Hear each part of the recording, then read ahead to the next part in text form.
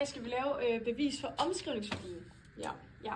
Vi skal have omskrevet det her til en kortere, Kortere version. Ja. Vi vil lige gå igennem, hvad de forskellige ting betyder. Ja. Først har vi streg over x her, og det betyder faktisk gennemsnit for en stikprøve. Ja, så har vi HI, og det er hyppighedsinterval. Så har vi x, som er observation. Ja. Og så har vi k, som er største værdien, altså det største tal, der er. Ja, hyppighed for den sidste. Ja. Yes. Ja. Godt. Så vi starter simpelthen med, at vi kan se, at der er en masse observationer, dem vil vi gerne have forkortet. Så vi starter altså med at skrive det her streg over x lige med. Og så i stedet for at skrive x1 plus x1 plus x1, så skriver vi x1 gange hi. For så ganger vi altså observationerne med den hyppighed, der er af observationen. Så plusser vi med x2, fordi at det er jo en ny observation, og den ganger vi igen med h2, som er hyppigheden af observation 2. Og sådan kan man egentlig bare blive ved, indtil vi har alle observationerne med. Og så skriver vi bare lige xk, fordi at det er jo så største værdi af den observation, vi har, og den ganger vi så med hk også, som er den største. Og det her, det dividerer vi altså med n, som er antal personer, der har ligesom sagt en observation, kan man sige. Ja. Og nu skal vi så have lavet det om, fordi nu vil vi gerne have forkortet det, eller lavet det om, sådan at vi kan komme frem til vores mål. Så nu begynder vi at skrive x, og det skal lige være den der skal være der.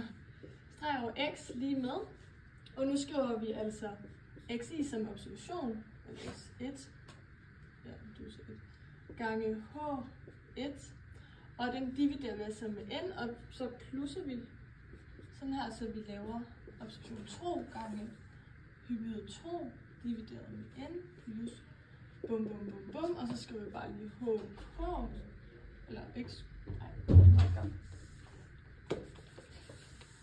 så skriver vi lige xk, fordi det er den højeste, fordi vi ved jo ikke, hvor mange observationer der er, eller hvor høje de er, så man skriver bare xk, fordi det understreger den højeste, og det dividerer vi med n. Så ja, og så skal vi videre til at forkorte det yderligere, det vil Emilie lige gøre. Ja, okay. Og så er vi så noget videre, og vi starter igen med at skrive x-streg, og vi skriver et lige med. Og som vi kan se, at Amalie hun gjorde heroppe, så reducerede hun det ved, at hun ligesom tog det ind i brøker. Og derefter så kan vi så tage vores x1, så kan vi gange det med vores f1, som ligesom er vores frekvens. Så plusser vi det med x, som ligesom er vores observationer. Og der skriver vi et total ved, ligesom vi har heroppe. Og så derefter så ganger vi det med f2. Og så plusser vi det igen. Og så har vi så her den sidste x, og der tager vi så k, fordi det er ligesom den sidste observation, vi tager. Og så ganger vi det med fk, fordi at det ligesom er sidste del i vores led, der vi har her. Ja. Og så derefter så har vi så faktisk fundet målet herfra, som nu skal reduceres, hvor vi siger streg over x er lige med, og der har vi så summen, som er den her.